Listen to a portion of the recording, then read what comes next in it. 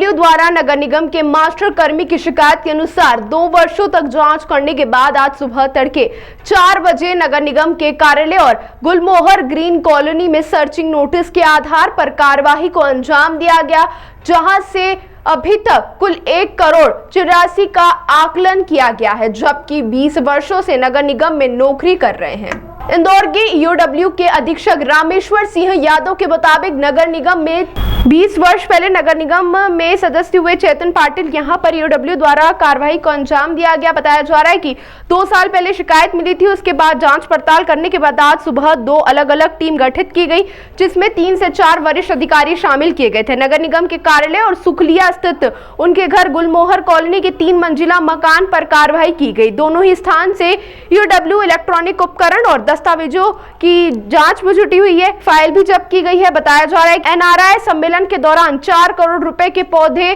साज सज्जा के लिए लगाए गए थे शहर भर में, जिसकी खरीदी की गई थी और उसी से जुड़ी हुई टेंडर की फाइल और दस्तावेज भी बरामद किए गए। साथ ही अभी तक की कार्रवाई में बताया गया है कि 20 साल की नौकरी में 17 लाख के करीब इनकम और सैलरी होना पाई गई थी, लेकिन अभी तक के आकलन में 1,84,00,000 की संपत्ति सामने, जिसमें मकान, वाहन और बीमा पॉलिसी, सोने चांदी के जेवरात सहित अन्य संपत्ति शामिल की गई है, जो कि चल अचल दोनों है। इनमें से बैंक खाते में 40 लाख और 1.5 लाख रुपए नगद पाए गए हैं।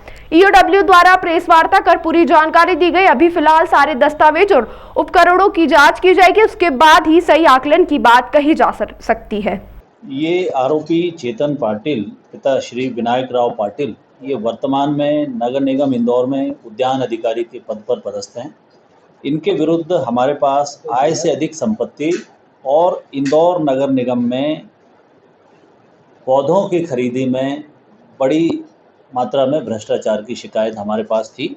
शिकायत रजिस्टर कर किए जाने के उपरांत उसमें जब जांच की गई तो ये ज्ञात हुआ कि मूलतः ये व्यक्ति मास्टर कर्मी के पद पर भर्ती हुआ था और तुलनात्मक रूप से जो इनका वेतन है वो बहुत कम पाया गया इनिशियल दौर में।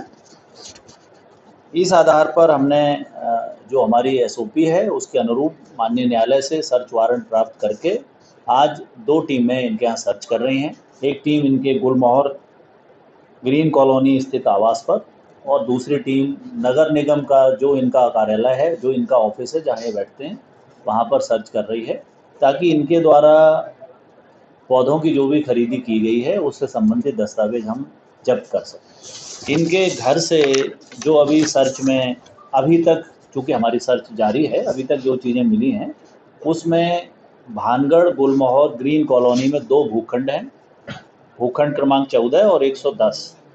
इनका अनुमानित कीमत जब खरीदे होंगे तब लगभग 30 लाख रुपए में खरीदे गए। एक भूखंड पर भूखंड क्रमांक 14 में G+2 का एक मकान बना है जो 42 लाख रुपए में लगभग है।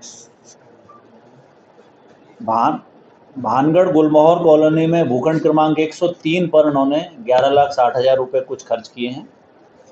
एक 2 पहिया वाहन है। बैंक में 40 लाख कुछ समथिंग राशि है। 20 लाख के जेवरात हैं। हाउस होल्ड इन्वेंट्री करीब 13 लाख रुपए की है। इनमें एसी और बाकी चीज़ें घर की जो रहती हैं, 13 लाख रुपए का सामान। नगद 1,14,400 और कुल इनके पास 18 बीमा पॉलिसियां मिली हैं, जिनमें 25 लाख रुपए का इन्वेस्टमेंट है। इस प्रकार ये प्रथम दृष्टया अभी तक 1,84,00,000 रुपया बनता है। इनका जॉब प्रोफाइल है उसके हिसाब से अभी तक जो विभाग से हमने जानकारी प्राप्त की है उसके आधार पर इनका वेतन लगभग 15 से 17 लाख रुपया बनता है। ये सर किस वर्ष में मास्टर कर्मी के पोस्ट पे भर्ती हुए थे? ये सेवा अवधि हो गई? सेवा अवधि इनकी 20 वर्ष से ऊपर हो गई है। अब भर्ती दिनांक के लिए मुझे इनका सर्विस रिकॉर्ड अभी मंगाना पड़ेगा। और शिकायत कब? शिकायत लगभग इनकी 2 साल पहले हुई थी और इसमें जांच चल रही थी, पर जांच के बाद जब वेरीफाई हुआ और तथ्य इस प्रकार से सामने आए, फिर हमने इसमें एफआईआर करने का निर्णय लिया। सर, इस तरह के घोटाले से संबंधित शिकायत इसमें शिकायत के दो बिंदु थे। एक बिंदु था आय से अधिक संपत्ति का और दूसरा बिंदु था नगर निगम में इन्होंने 4 करोड़ रुपए की राशि से पौधे खरीदे गए थे, उसमें अनियमितता की शिकायत थी।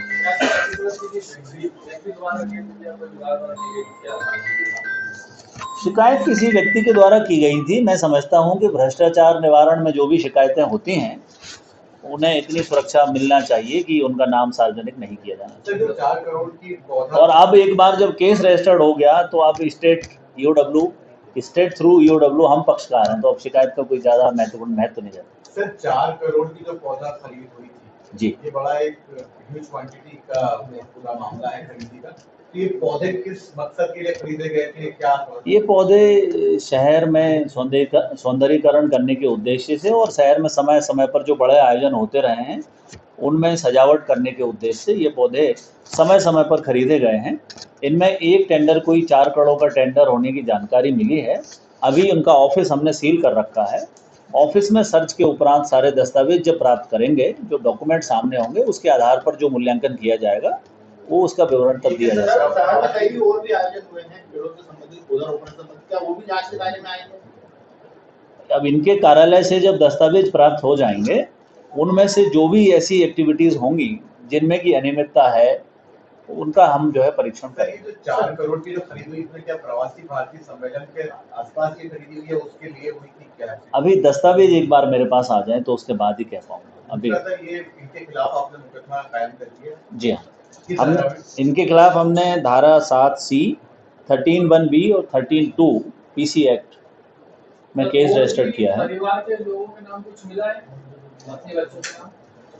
हाँ, इंश्योरेंस पॉलिसी जैसे मैंने आपको बताया कि 25 लाख करीब रुपए की पॉलिसी है, उसमें पत्नी और बच्चों के नाम ही है वो। सर जो अचल संपत्ति का जिक्र आपने किया, बेसमेंट और मकान, ये किसके नाम पे, इनके नाम पे या फैमिली के नाम पे? 2 इनके नाम पर हैं, एक पत्नी के नाम पर है। ये चेतन पाटिल साहब के घर पे धारा 7C, 7C, 13(1) और 13(2) 13(2) PC act, prevention of corruption, Chetan Patil के घर पे मौजूद थे? घर पे मौजूद।